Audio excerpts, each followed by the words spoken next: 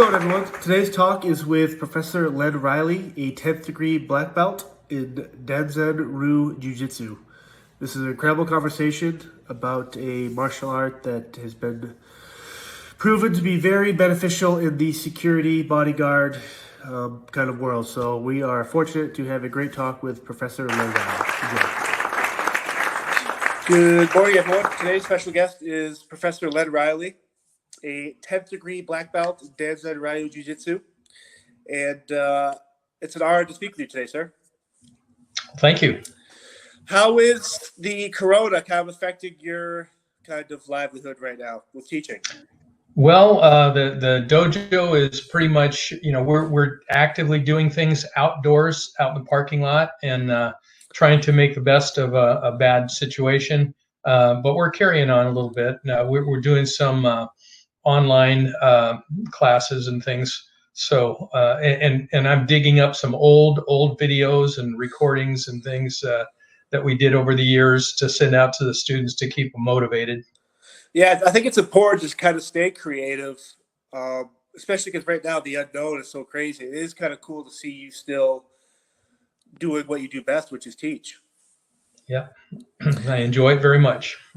So how did you get started in the career path you are? What part of your childhood kind of led you to where you are? Well, when I was about 7 or 8 years old, I had one of my uncles lived over in Japan for many years, studied Shotokan, and transitioned. He was in the military over there, and he transitioned back to the United States and lived in our basement for a short period of time. And being a curious young kid, I heard this crazy sound down in the basement, and I was, go to the top of the stairs and kind of peek around the corner, and he was practicing his karate. And I just was fascinated, and finally he noticed me and he asked me to come down, and we started the training right then and there, and he started teaching me proper punching, and that's kind of where it got started.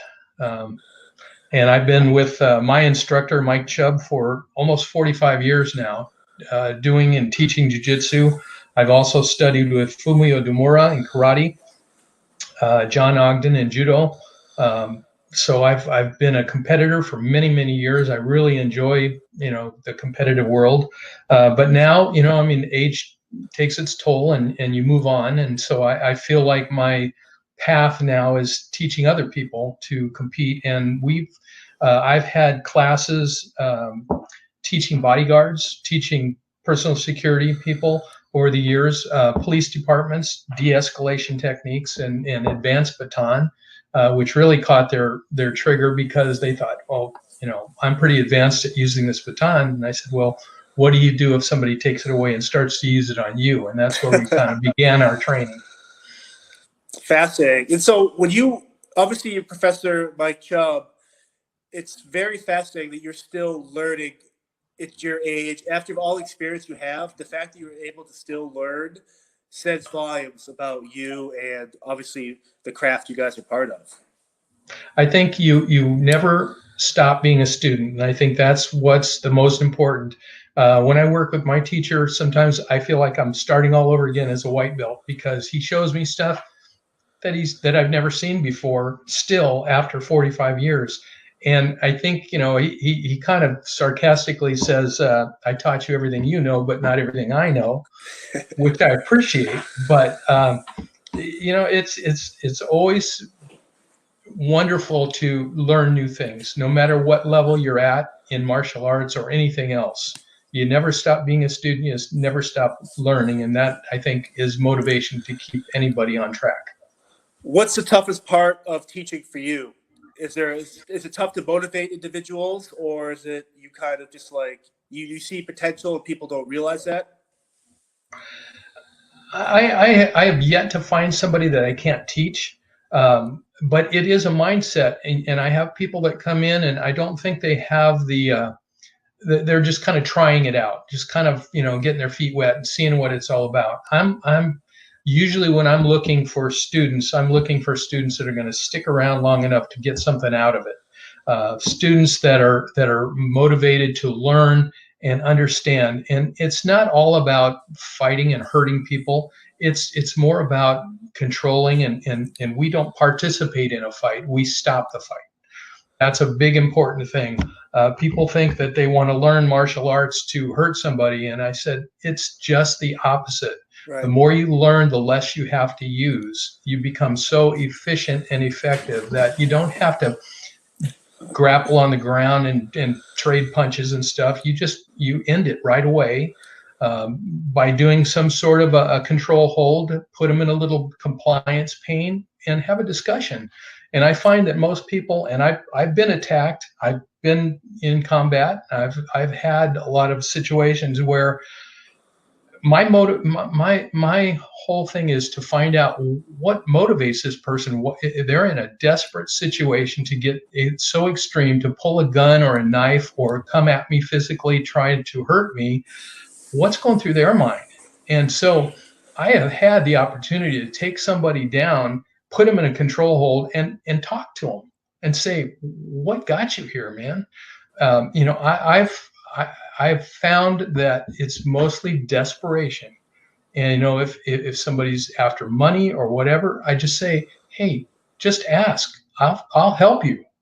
Right. But to get to this extreme, you're going to hurt yourself.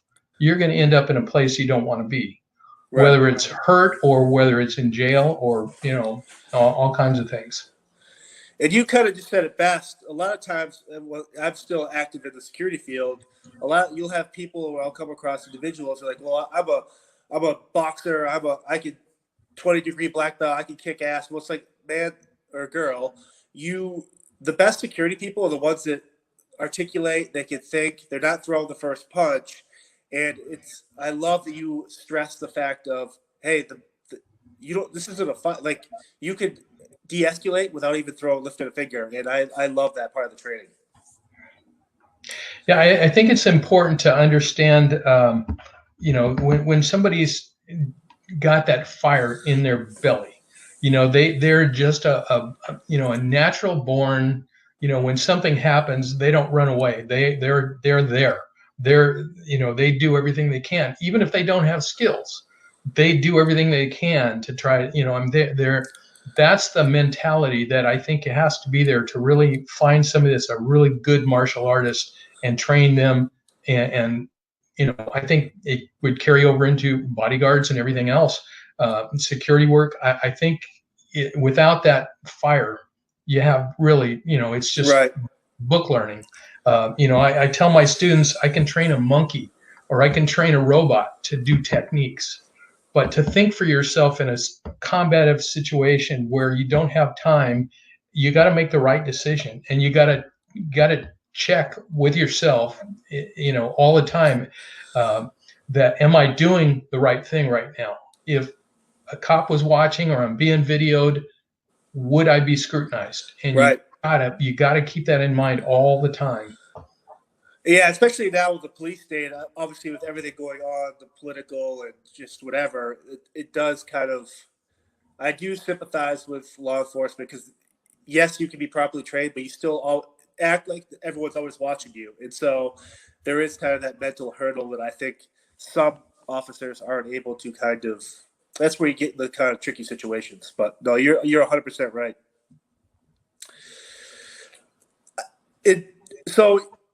When you were in the Navy, were you able to kind of keep going with your training and fighting at all, or was it? Oh yeah, okay. Yeah, had quite a few training partners and people in there that were really good. We had a Marine detachment on a few of the ships that I was on, and we mixed it up pretty good. So there was always physical activity and things to do, even if you were, I spent quite a few years in the Navy and had a lot of good stories and things, and combat veteran. Spent a couple tours, Westpac tours over in Vietnam. So wow, yeah. As you right now, you're currently a 10th degree black belt in Danzan Ryu Jiu-Jitsu. How long did it take you to get to that level?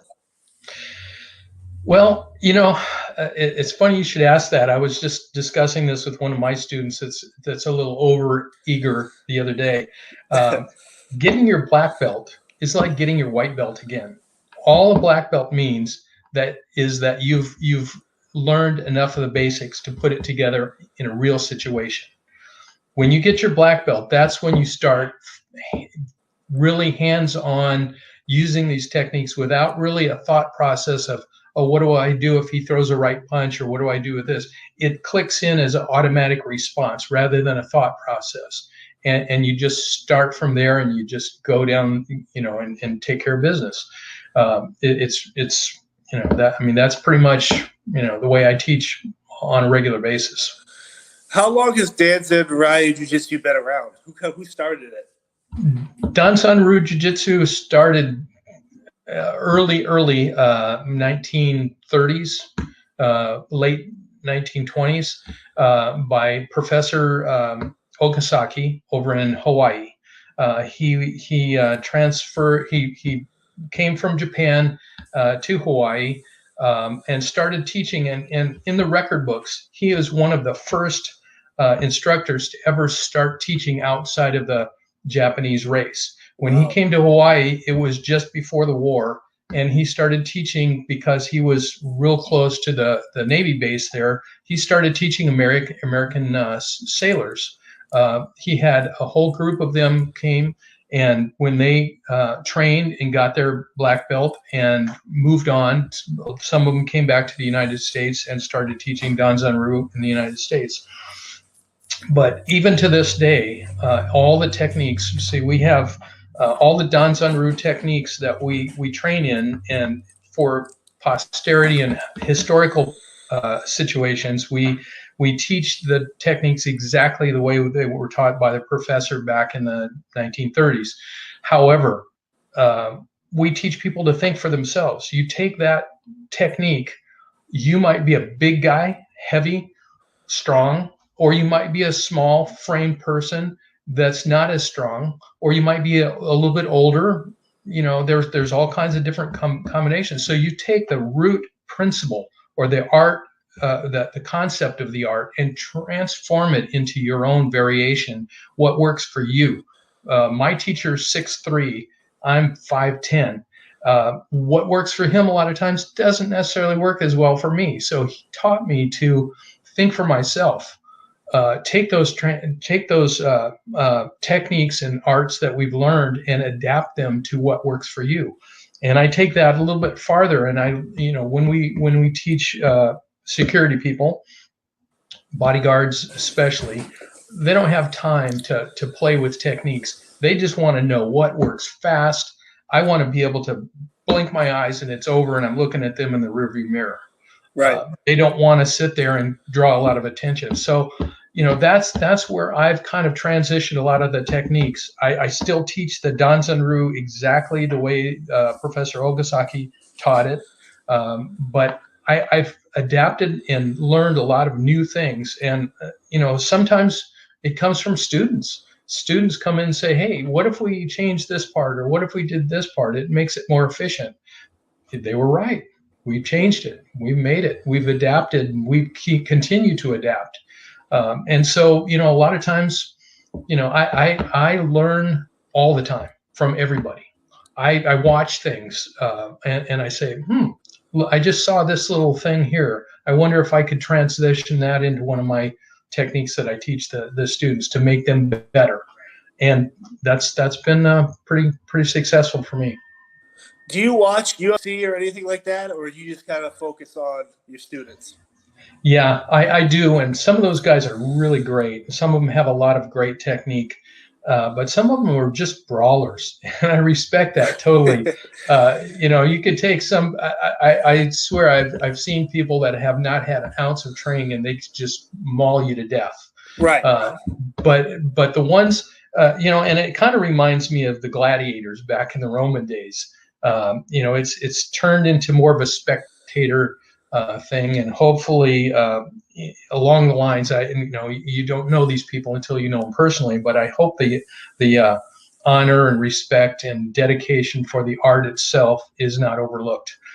When people just learn the art just to brutalize somebody, it kind of loses the concept of what martial arts is all about, at least to me. Right. Have any of your students you've taught gone on to do stuff at the Olympics or professional or anything like that? Well, I guess Chris has. Yeah, so I was going to bring it up, and we were talking right before this because he's kind of excited, and it's one of those things where when I first met my CEO Chris, he was like, "You got to hear about this martial art," and like Danzan Ryu. He goes, "It's practical, it works," and so he's been doing it for 20-something years now, and I mean, he is one of the top, if not the top, music industry bodyguard, and he says everything you've taught him is something where it's lessons and life training that you could actually just utilize, and it's just great. And I'm so happy that I'm talking with you. Yeah, I think when you train and you teach and you do this stuff, you can only get to a certain level, and unfortunately, you have to really have had some experience in brutal hand-to-hand, some sort of an attack that happens unplanned, to learn and to understand what a fight's all about. You can't just get out there and say, "Oh, I've studied 20 years in some sort of karate, and I can take care of myself." But Right. until that first punch is thrown, you can't really understand what a real fight is all about. Right. You're a 7-time gold medalist in Jujitsu Kata. I understand the Jiu-Jitsu part, but what is the Kata part? Well, there's throws, hand techniques, pinning techniques, and then there's a variety of what we call combative choreography. So in a typical kata contest, they'll lay out, say, 8 arts that you have to do, and you're scored from 0 to 10. And to get a really good score, you have to put a little personal twist in there, something above and beyond the ordinary.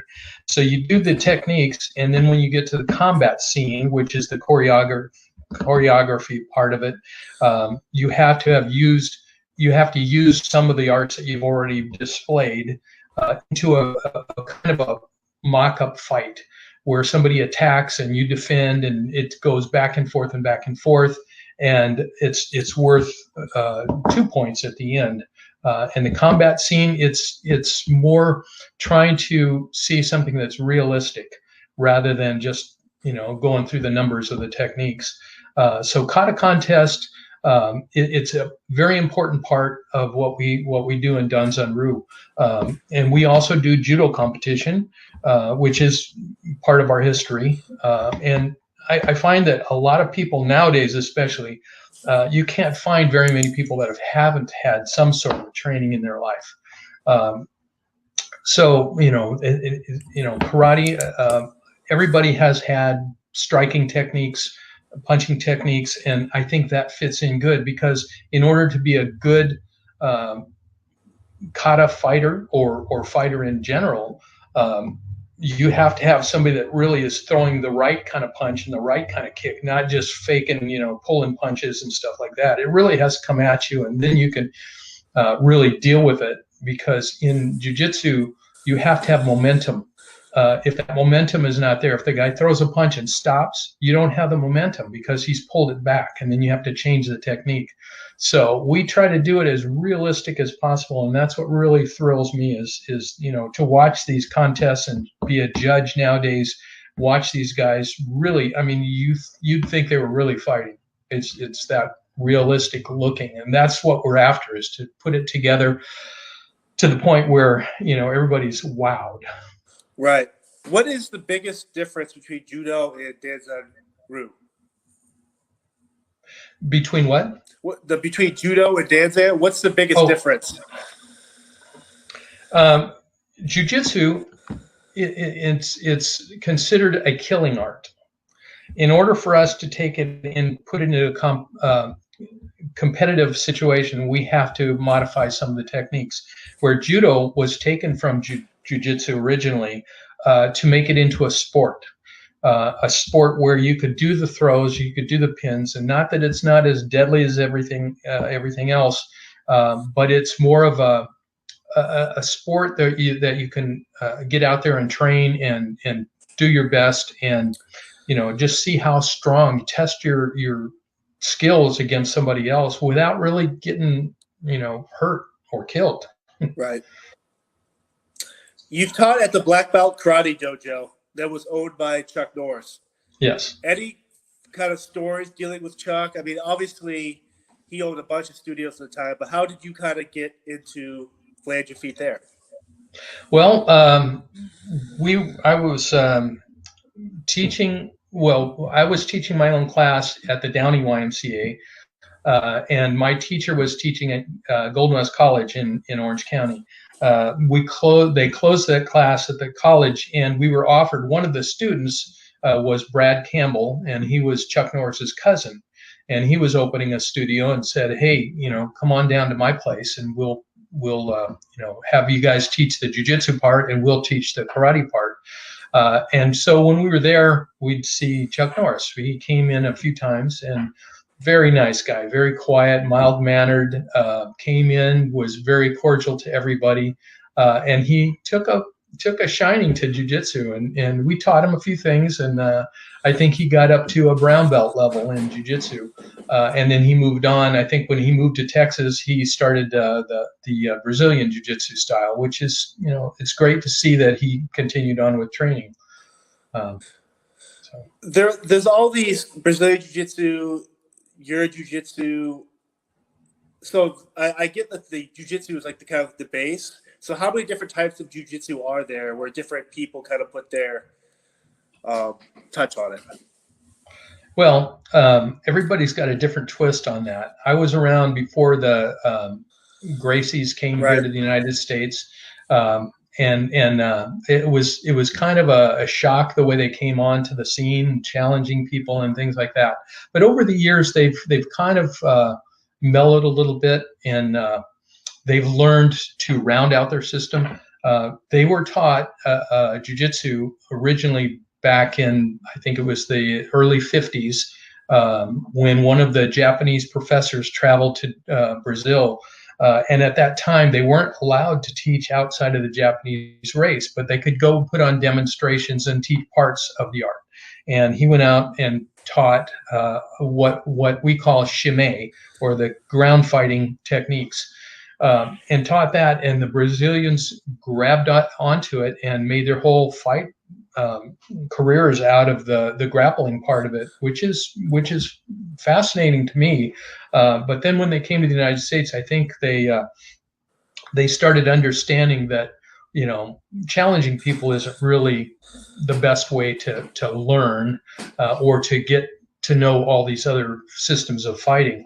I think once they got here, they kind of started looking around, and now I work with these guys once in a while. They'll come in and they'll say, we need to get better at taking people down from a standing position. And so I work with them, and it's, they have progressed onto understanding a lot more of the arts, not just the grappling part of it. They do standing techniques now. They do constriction techniques on arms and wrists and different things from standing positions. They don't need to take them to the ground anymore. So I think they've evolved quite a bit, as all martial arts have.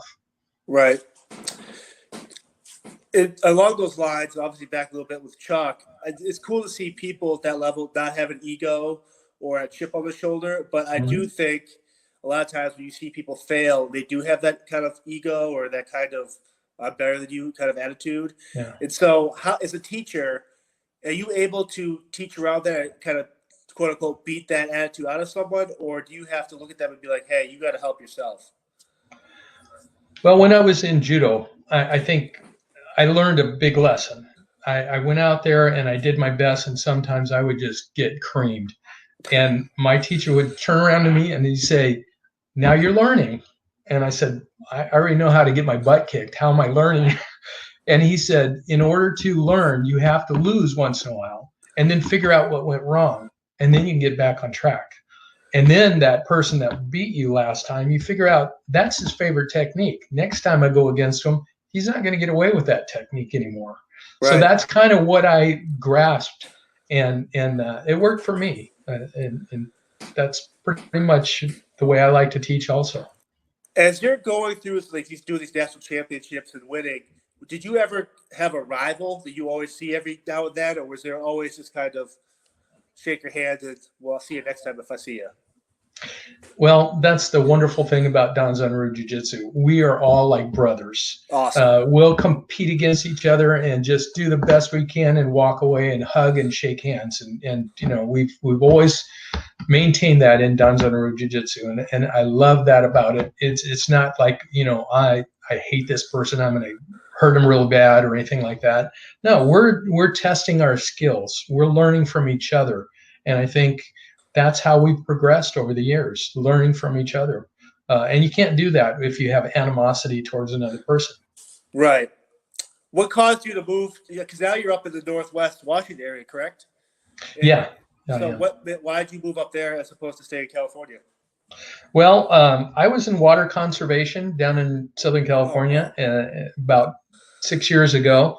And you could imagine how the water shortage was starting to look pretty bleak down there. And out of the blue, I got a call from somebody offering me a job up in the Pacific Northwest. And originally I said, you know, kids are settled in, everybody's happy. And he threw out a figure, and I said, send me a plane ticket. So if I'm rolling in there, I reach out to you. I'm like, hey, I'd love to come to your class. What's the process for like the beginners? And then as you get up there, how does training change? Well, we have a pretty diverse group, and the dojo that I teach at, Northwest Martial Arts Studio, we have karate, aikido, jujitsu, aikijitsu, and people come in and they want to get a understanding of a little bit of everything, and then they pick and they say, but I'm really good at punching and kicking, so I'm going to veer towards that, or I'm really good at groundwork and, you know, ground fighting or whatever, so I'm going to gravitate towards this. I think it's important to offer that cross training to students, and that's what we do. I have students that come in and say, I want to learn jiu-jitsu, I know nothing about it. Or they've said, I have a friend of mine that, you know, was your student or a student of Danzan Ryu or jiu-jitsu of some sort, and I want to learn what he learned. But we have, you know, all different levels from black belt all the way down to white belt, and we mix them in. And I always tell everybody, as you progress, it's important to teach and give it back, because as you go up to the next level, you can't just forget what you've learned and go on and progress to the next and the next and the next. You have to go backwards once in a while. And we do that with testing too. But most of the time when these guys come in and they get their first belt rank, they think, oh, good, now I get to jump into my next belt rank. I say, no, you get to go back here and teach the other new guy that just came in after you and teach him what you've learned. And I think that's an important aspect in any martial arts is, you know, for me, I would forget this stuff if I don't do it on a regular basis. There's a certain amount of instinctual stuff and certain things that are embedded in my head, but the techniques and the, you know, when you think about the science of the techniques, and a lot of times we think of martial arts as a martial art, and it's really not an art form to me. It's more of a science, understanding of how the body works and how, you know, if I punch you in the face, chances are I'm going to hurt my hand worse than I'm going to hurt your face. But you can take and put a certain spot on your face and hit that spot, and you're going to just buckle over. So it's more exacting blows, and it's more pressure points and nerve strikes and, you know, different things to stop a fight. So, you know, that's pretty much all of it in a nutshell. So, you know, learning is one thing. Teaching is how you continue to be able to learn and be a good teacher, is to turn around and teach somebody else and continue to do that forever and ever. I love that.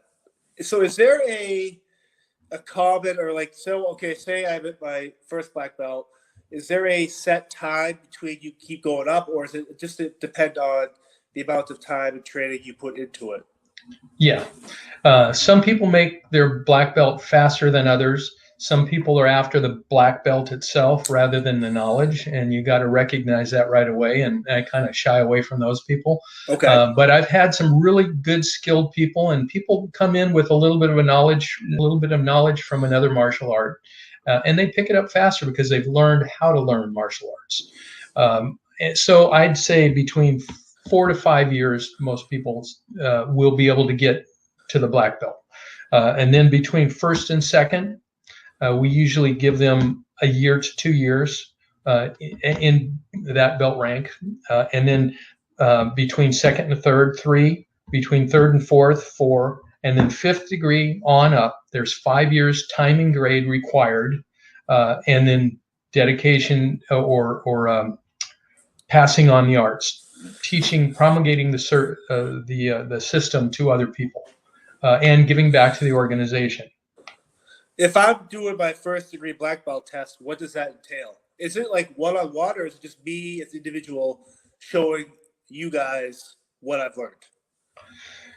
I always tell all the students the test is a formality, and it's an important formality. And I usually do several tests. I'll do a test one-on-one to make sure that they know what they're doing. And sometimes if they don't, we take a couple steps back, because I can honestly say I've never failed anyone.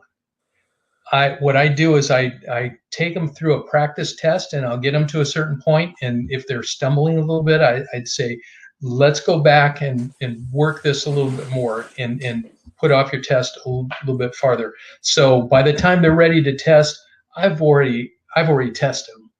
I know what they're capable of. I've seen them when they're not being tested, and that's more important than when they're under the gun. It's not a test to see how well you take a test. A lot of people just aren't good in that kind of a situation. If I say, okay, I'm going to give you a test today, they're shaking in their boots. They can't remember their own name. But if we casually go out there and I'll say, hey, remember this technique? And I throw a punch and it comes out perfect. But if you say, okay, this is part of your test, and I throw that same punch, they're all nervous and they're all anxiety ridden because, oh, what if I fail? So I pre-test them, and then I test them and make sure they're ready. And then we get a group of other black belts, because I think it's important for them to be respected in the group. Nothing worse than walking into a room full of black belts with a new black belt. Everybody turns around and goes, who's this guy? I've never seen him before. I don't know if he deserves that black belt. And it's a bad feeling. But as you're training, I tell them, mix in with black belts. Go to these other organizations and events that we put on, and get to know these people and let them get to know you. And then when you take your black belt test and you walk in with a black belt, they'll respect it. It's kind of cool. I think for me, like, I don't have, like, obviously black belts and stuff like that, but part of me would be like, man, I don't want to walk in here. Like, I feel embarrassed because these people are all like pros at this, or trained to be a pro. And so I like how you kind of said that, talking about, hey, we're all learning from each other. I can be the beginner. I could learn from you. You could learn from me. I kind of go into a dojo or a place like yours would be, I think, is so beneficial. Just for the mental kind of, for me, I'd be like, man, I don't want to be in here. These people rolling around, throwing each other like matchsticks. But the fact that I can go in there and kind of learn and maybe be a teacher, like, I think that's awesome. Yeah. Yeah, and Danzan Ryu Jiu-Jitsu, I've had a lot of different martial arts in my life. I think Danzan Ryu Jiu-Jitsu is one of the most practical martial arts that I've ever experienced in my life, and not just for tough guys, it's for women. And the whole idea is that you're learning skills that are going to work on somebody that's bigger, more powerful, more stronger, and you're still able to do these techniques. I can take a little kid or a small person and have them go against somebody that's twice their size and be effective, as opposed to having somebody that just you're not strong enough to beat me kind of thing. So it's a well-rounded and very good application for men, women, kids, everybody. No, it works. I've seen Chris use it numerous times, and yeah, it works. Mm-hmm. So how much more do you have to give to this to Danzan Ryu? You obviously you're still inspired to be a teacher, but at some point you must be kind of be like, have you reached that point yet, or getting close to it? Oh my goodness, I'm the young guy in the group. I tell you, my heroes are the guys that stayed in this until the day they died. I love I remember that. Wally J was one of the guys that I used to love to be a Zuki. You'd get twisted up and tossed around, but you know, he was in his late 80s, early 90s, and he was still out on the mat doing demonstrations, and he'd take 2, 3, 4 guys, multiple attacks, and he would just throw them around the room like there was nothing.